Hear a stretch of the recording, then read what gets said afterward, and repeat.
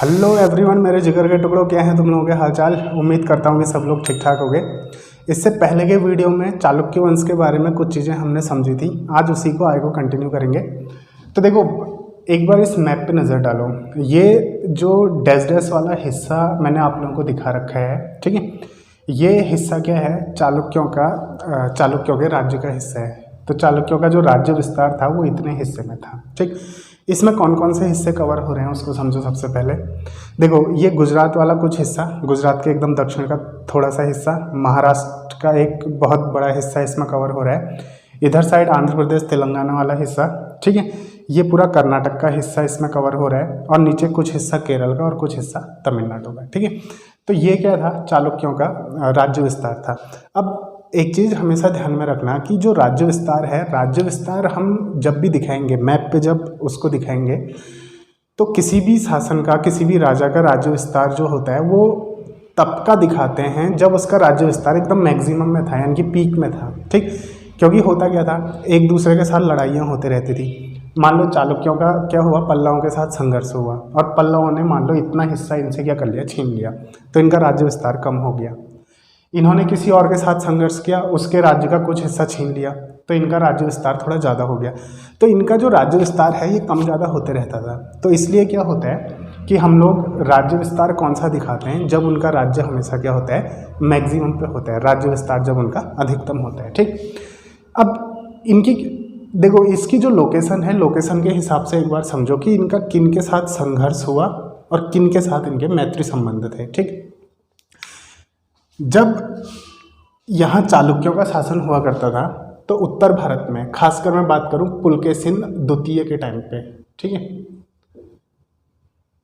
पुलकेशिन द्वितीय। देखो, पुलकेशिन द्वितीय के टाइम की अगर मैं बात करूँगा तो उत्तर में हर्ष का शासन हुआ करता था, ठीक है। किसका शासन हुआ करता था, हर्ष में, हर्ष का। तो ये इसको ध्यान से समझना, ये उनका राज्य विस्तार है, इसके उत्तर में हर्ष है, ठीक है। इसके पूर्व में पल्लव हुआ करते थे, ठीक है। पूर्व में यानी कि जो आंध्र प्रदेश वाला हिस्सा है उसमें किसका शासन हुआ करता था, ठीक है, पल्लवों का शासन हुआ करता था। अब देखो, ये एकदम किनारे किनारे, यहाँ से मैं एक लाइन इस तरीके से अगर ड्रॉ करूँ तो ये किनारे किनारे ये वाला जो हिस्सा बनता है, ठीक है, इतना जो हिस्सा बनता है, ये दरअसल क्या है, इसको बोलते थे कोंकण तट, ठीक है। ये क्या होता है, कोंकण तट इसको बोलते हैं। तो ये जो कोंकण तट था ये महाराष्ट्र से ऐसे नीचे कहाँ तक जाता था, कर्नाटक केरल तक। ये जो एक पतली सी पट्टी जो बनती है, कोंकण तट था। तो इस पे शासन हुआ करता था किसका, मौर्यों का, ठीक है। किसका शासन हुआ करता था, मौर्यों का। वैसे तो मौर्य क्या थे कि लगभग वो पतन की अवस्था में पहुंच गए थे, लेकिन ये वाले हिस्से में क्या होता था, उनका शासन हुआ करता था, ठीक। तो जो चालुक्य हैं, चालुक्य किन से घिरे हैं, देखो, उत्तर में हर्ष, पूर्व में पल्लव, इधर पे को मौर्य। अब नीचे केरल राज्य हो गया, तमिलनाडु हो गया, ठीक है। इनके साथ चालुक्यों ने क्या किए, मैत्री संबंध किए, और हर्ष के साथ चालुक्यों का युद्ध हुआ, पल्लवों के साथ भी चालुक्यों का युद्ध हुआ, और मौर्यों के साथ भी क्या था, चालुक्यों का युद्ध था, ठीक है। इनके साथ शत्रुता थी, और नीचे के राज्यों के साथ उनकी क्या थी, मित्रता थी, ठीक। देखो, जब मोहम्मद गौरी पहली बार आया था, पहली बार मोहम्मद गौरी यहीं से आया था, ठीक है, अरब सागर से होते हुए यहाँ से वो इंडिया में एंटर करने की उसने कोशिश की थी। लेकिन यहाँ क्या थे, शक्तिशाली चालुक्य हुआ करते थे, तो मोहम्मद गौरी एंटर नहीं कर पाया था। चालुक्यों ने उनको बुरी तरीके से क्या किया था, मोहम्मद गौरी को हराया था, तो वो एंटर नहीं कर पाया था, ठीक। तो ये ओवरऑल क्या है, एक मैप है जिसके थ्रू हमें ये पता चलता है कि पुलकेशिन द्वितीय का समकालीन कौन था, हर्ष था। इस टाइप के क्वेश्चन एग्जाम में पूछे जाते हैं कि निम्नलिखित में से, ठीक है, कौन सा शासक पुलकेशिन द्वितीय का समकालीन था। तो कौन था, हर्ष पुलकेशिन द्वितीय का समकालीन था। तो वैसे ही इस साइड पल्लव शासक, ठीक, यहाँ मौर्य हो गए। अब देखो, ये जो पॉइंट मैंने दिखाया है, ये पॉइंट है क्या, देखो, पल्लव शासन है किसमें, गुजरात हो गया, महाराष्ट्र हो गया, आंध्र प्रदेश हो गया, कर्नाटक हो गया, नीचे कुछ हिस्सा केरल का, कुछ हिस्सा तमिलनाडु का। ये किसके अंदर आता था, चालुक्य साम्राज्य के अंदर आता था। ये जो पॉइंट आप लोगों को दिख रहा है, ये दरअसल क्या है, बादामी है। बादामी कहाँ पे को लोकेट है, कर्नाटक में लोकेटेड है, ठीक है। बादामी, या फिर इसी को क्या बोलते हैं, वातापी बोलते हैं। अब जो चालुक्य थे यहाँ पे को उत्कर्ष होने के कारण, मीन्स कि यहाँ से उन्होंने अपनी सत्ता की शुरुआत की, इसलिए इनको क्या बोलते हैं, बादामी के चालुक्य यानी कि वातापी के चालुक्य बोलते हैं। चालुक्य जो थे उनको हम दो पार्ट्स में पढ़ते हैं, एक है बादामी के चालुक्य, ठीक है, और दूसरा क्या है, कल्याणी के चालुक्य। दो शाखाओं में क्या करते हैं, चालुक्य शासन की हम लोग स्टडी करते हैं। तो फिलहाल मैं बात कर रहा हूँ किसकी, बादामी के चालुक्य की। तो यहाँ से उनकी सत्ता शुरू हुई। अब देखो होता क्या है, बादामी और कल्याणी ये दोनों एक ही हैं, वैसे एक ही फैमिली के हैं। बस क्या होता है कि यहाँ से फैमिली का एक मेंबर कहाँ शिफ्ट हो गया, ईस्ट में शिफ्ट हो गया, तो वहाँ उसने जो चालुक्य वंश से स्टार्ट किया वो कल्याणी का चालुक्य हो गया। अब वो धीरे धीरे आगे को जो भी कहानी है उसमें पता चल जाएगा। तो इसमें है क्या, देखो कि हम लोगों को जो पुराने अभिलेख हैं, ठीक है, अभिलेख हैं, जो भी साक्ष्य हमारे पास हैं, उसमें सबसे पहले हम लोगों को दो राजाओं के नाम मिलते हैं, जयसिंह और रणराग। तो ये जो रणराग था, इसका जो बेटा हुआ वो हुआ पुलकेशिन, ठीक है, पुलकेशिन प्रथम इसका बेटा हुआ। अब देखो पुलकेशिन प्रथम और द्वितीय में कंफ्यूज मत होना। तो ये जो रणराग और जयसिंह थे, ये दरअसल क्या थे, कदम्ब लोगों के अधीन कार्य किया करते थे, ठीक है, कदम्बों के अधीन हुआ करते थे। तो पुलकेशिन प्रथम ने इनको कदम्बों की अधीनता से क्या किया, मुक्त कर दिया, और मुक्त करने के बाद एक स्वतंत्र राज्य की स्थापना की। तो इसलिए क्या होता है, चालुक्य वंश का संस्थापक किसको माना जाता है, पुलकेशिन प्रथम को माना जाता है, ठीक। ये दूसरा फैक्ट। पहला फैक्ट कि पुलकेशिन द्वितीय किसके समकालीन था, ये हर्ष के समकालीन था। दूसरा फैक्ट, चालुक्य वंश का संस्थापक कौन हो गया, पुलकेशिन प्रथम हो गया।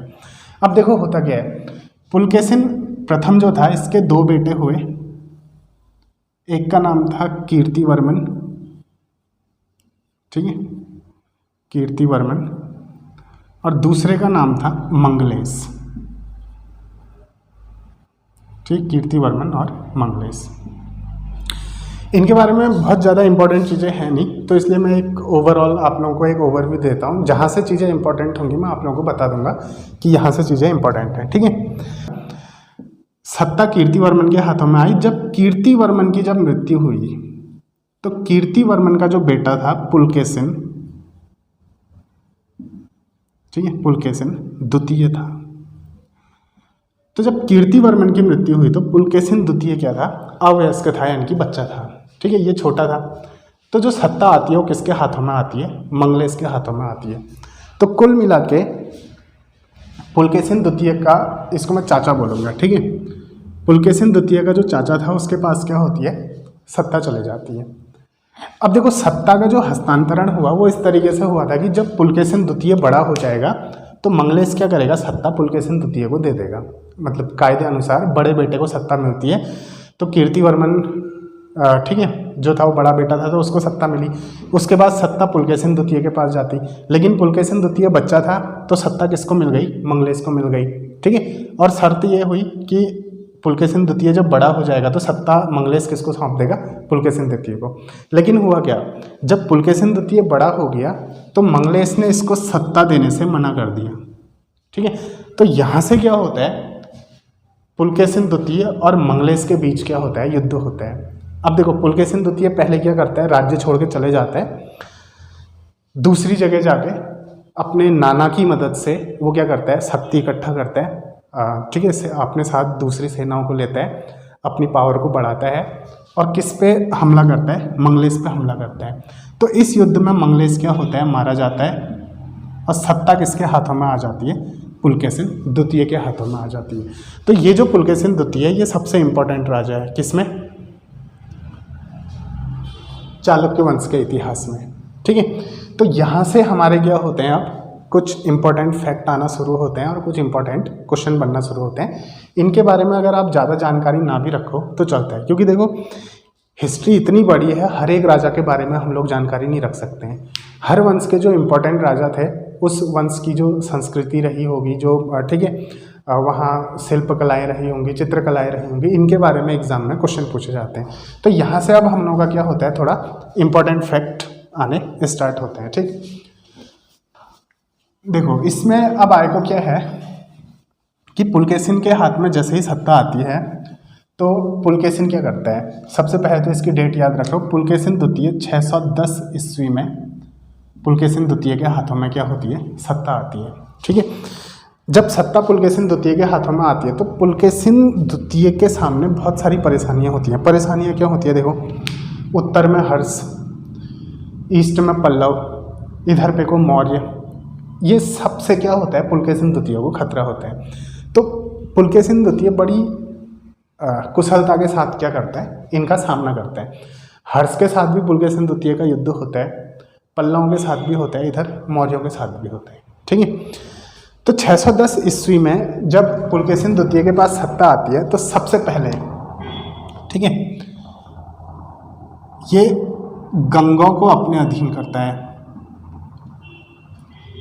तो इनके बारे में ज़्यादा जानकारी ना भी हो तो चलेगा, कोई दिक्कत नहीं है। फिर उसके बाद क्या होता है, सबसे पहले कदम्बों को अपने अधीन, कदम्बों के साथ इसका युद्ध होता है। ठीक है, फिर उसके बाद क्या होता है, गंगों के साथ इसका युद्ध होता है। तो इस तरीके से युद्ध की क्या होती है, एक सीरीज चलती है। तो बहरहाल हमने इस सीरीज़ के बारे में नहीं जानना है कि किसके साथ कब युद्ध हुआ, कैसे युद्ध हुआ, क्या किया। जो इंपॉर्टेंट चीज़ें हैं उन्हीं के बारे में हम लोग ने जानना है। ठीक, अब देखो होता क्या है कि गंगों के साथ युद्ध करने के बाद ये कोंकण में क्या है, मौर्य, इनके साथ पुलकेशिन का युद्ध होता है। ठीक, उत्तर में हर्ष के साथ इसका युद्ध होता है।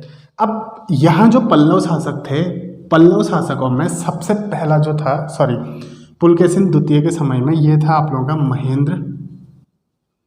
महेंद्र वर्मन प्रथम। ठीक है, ये इंपॉर्टेंट फैक्ट है, इसको याद रखना।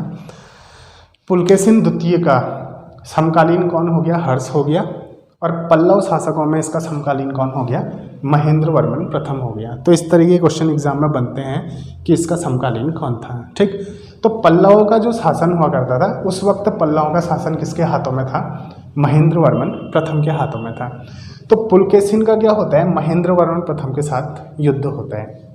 ठीक है, अब देखो, जब महेंद्र वर्मन प्रथम के साथ पुलकेशिन का युद्ध होता है तो पुलकेशिन द्वितीय क्या करता है कि महेंद्र वर्मन प्रथम को बुरी तरीके से हरा देता है।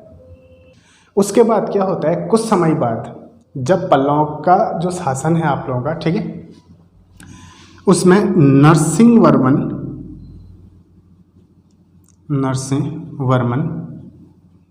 प्रथम का शासन होता है। तो यहाँ इनका दोबारा युद्ध होता है। पहली बार किससे युद्ध हुआ, महेंद्र वर्मन प्रथम से। दूसरी बार पुलकेशिन द्वितीय का युद्ध किससे हुआ, नरसिंह वर्मन प्रथम से। लेकिन दूसरे युद्ध में क्या होता है कि नरसिंह वर्मन प्रथम पुलकेशिन द्वितीय को हरा देते हैं। और जब नरसिंह वर्मन क्या करता है, पुलकेशिन द्वितीय को हराता है और इसकी राजधानी पे कब्जा करता है, तो नरसिंह वर्मन प्रथम क्या करता है, वातापी कोंड की उपाधि धारण करते हैं। कोंड मतलब जीतने वाला। ठीक है, किसकी उपाधि धारण करता है, वातापी कोंड की। अब इस हिसाब से देखा जाए तो पुलकेशिन द्वितीय महेंद्र वर्मन प्रथम का भी समकालीन है और नरसिंह वर्मन प्रथम का भी समकालीन है। ठीक है, ये दोनों का समकालीन है, और ऊपर में हर्ष का भी समकालीन है। वातापी कोंड किसकी उपाधि थी, पल्लव शासक नरसिंह वर्मन की। अब जो नीचे के जो शासन, जैसे चोल हो गए, ठीक है, चोल हो गए, और केरल जो राज्य था, ठीक, चोल राज्य हो गया, केरल राज्य हो गया, पांड्य राज्य हो गया, पांड्य, इनके साथ पुलकेशिन द्वितीय ने क्या किए, मैत्री संबंध स्थापित किए। अब देखो यूपीएससी में अगर क्वेश्चन पूछेगा तो कैसे पूछेगा, आपको 2-3 स्टेटमेंट दे देगा। मान लो पहला स्टेटमेंट दे दिया कि चोल, केरल और पांड्य राज्यों के साथ चालुक्यों के मैत्री संबंध थे, और दूसरा स्टेटमेंट दे दिया, ठीक है, ये हर्ष के साथ इसके शत्रुतापूर्ण संबंध थे। बताओ कौन सा स्टेटमेंट सही है, कौन सा स्टेटमेंट गलत है। केवल एक, केवल दो, एक और दो, दोनों, या फिर इनमें से कोई नहीं। तो इस तरह के कुछ क्वेश्चन यूपीएससी में बन सकते हैं। स्टेट पीसीएस में डायरेक्ट क्वेश्चन बनेंगे। कांची कोंड किसकी उपाधि थी, वातापी कोंड किसकी उपाधि थी, ठीक है, हर्ष किसके समकालीन था, महेंद्र वर्मन प्रथम किसके समकालीन था, या फिर पुलकेशिन द्वितीय किसके समकालीन था। तो फिलहाल आज के वीडियो में इतना ही। मिलते हैं, इससे आई की जो हिस्ट्री है उसको अगले वीडियो में कंटिन्यू करते हैं। मिलते हैं अगले वीडियो में। धन्यवाद, नमस्कार।